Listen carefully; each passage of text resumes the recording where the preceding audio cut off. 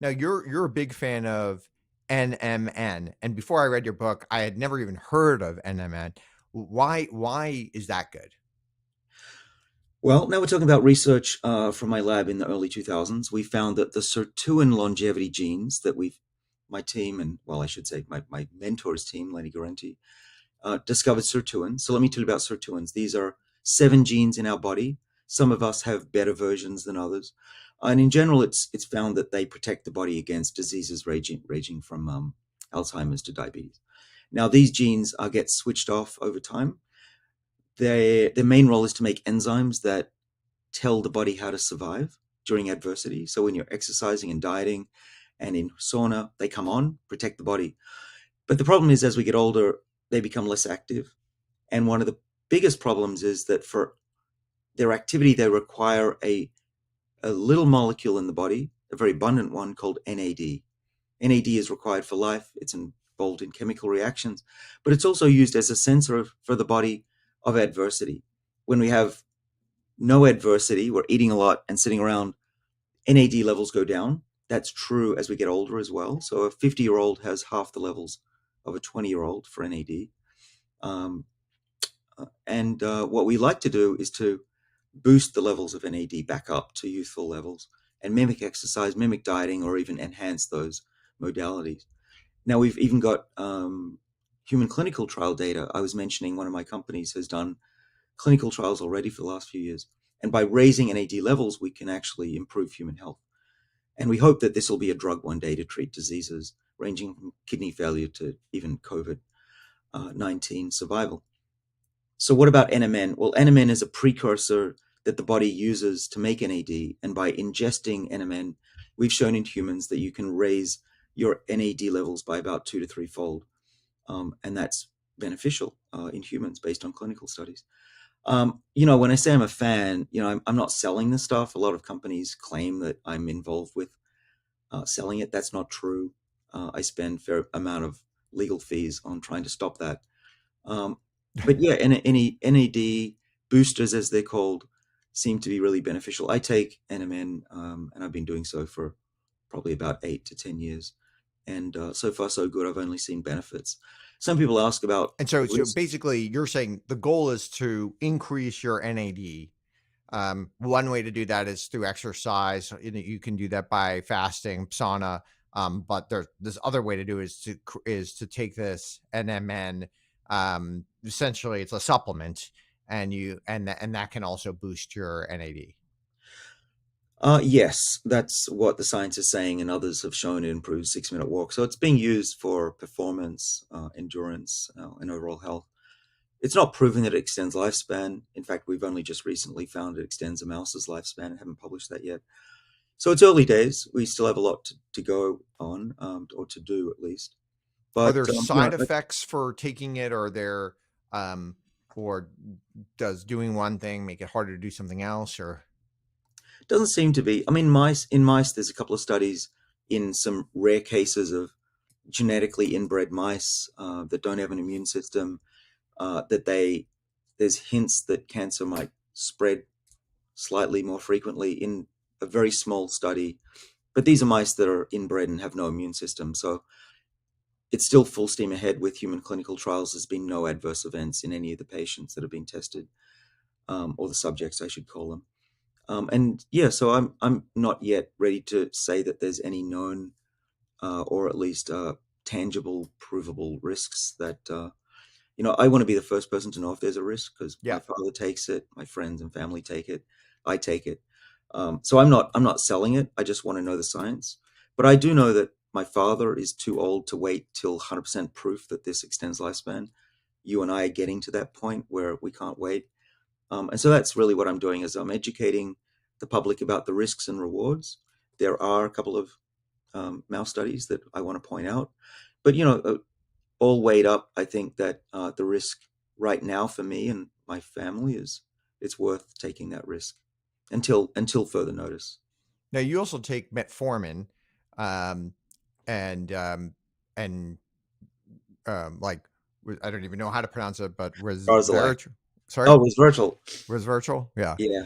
Um, and and often I'll when I talk to my doctor, he's like, well, I feel like, maybe you're a bit too young to take metformin. And maybe, I often encourage my patients who are, let's say, 60 or over, but it has some side effects and that it makes it a little bit less likely to build muscle mass and stuff like that. Like, how do you weigh some of those things? Well, let's start with when should you start? I had a real heart to heart with my doctor when I was 29. I had super high cholesterol levels, and he said, "I don't want to put you on a medicine because you're too young." And I said, "Dude, it, I don't want to wait till I get heart disease to go on a medicine. Put it on me, put me on it now." So I've always been of the philosophy that it doesn't matter what age somebody is, you treat everybody the same way, within reason. Of course, 20-year-olds are a bit young for this kind of stuff. But if you're in your 30s and you want to prevent heart disease, prevent diabetes, I think that it's perfectly fine under doctor's supervision taking medicines that will prevent disease, especially when these medicines are extremely safe. You do it under doctor's supervision in case there's a problem. But with metformin, for example, and certainly resveratrol, very, very, very rare that somebody gets so sick that it's a problem, and it's always reversible as well. You just stop taking it if you get sick. So these are risks I think are worth taking. I don't prescribe anything. I don't even recommend anything publicly. So I would say talk to your doctor. If they say you're too young, I would keep fighting it. I would show them the data, and if you want, there's always alternative doctors. I think that the argument that when you're young, it's too early. I Well, would there's say a to the there's doctor, at least where's what the I had data? heard, that there's this trade-off of like, okay, it's hard to build muscle mass. Building muscle mass is very important as you get older. Um, and so so you have to figure the trade. Well, it's frustrating to me as a scientist that when somebody says something in public or a podcaster says it's a problem, it becomes locked into the public's consciousness. And unfortunately, nobody ever goes back and reads the actual paper that this came from. And that was also true for the Women's Health Initiative and breast cancer. People still believe that HRT causes breast cancer, and that turns out it doesn't. Same for metformin and exercise. When you look at the data, uh, and it's really easy to see, it's not difficult. You can look at it. The graph that says there's a difference, first of all, is being manipulated in a way that is deceiving. They cut off the y-axis so that you're just seeing the very tippy top of the bars. And the actual difference is about 5%. And it turns out that 5% is almost certainly due to people just not doing the extra couple of reps in the exercise because they feel a bit more tired. So what's the solution? Well, if you don't mind having muscles that are 5% smaller, then no big deal. Those muscles are Yeah. just as strong and healthier, and have less inflammation. I don't care if my muscles are still 95% there. I'm not trying to win any contests for bodybuilding. But I can avoid metformin on days I work out, no big deal, or force myself to do a couple more reps when I feel tired. That's all it is. I wouldn't say that that's a reason not to take metformin. There are other reasons, such as gastrointestinal issues. That's more of an issue. But I think the point here that I want to make is make sure that the science is true and the data that you're getting is true. Don't just believe pundits or even you know doctors who are saying this stuff. Try to go to the paper, read it, or listen to scientists who do read papers. And also just measure yourself. Do it under doctor supervision. Make sure that it's not harming you. Make sure you feel fine. And then, by all means, in my view, it's worth starting in your 40s to maximize your lifespan because we're aging every day. It doesn't just begin after the age of 50 or 60.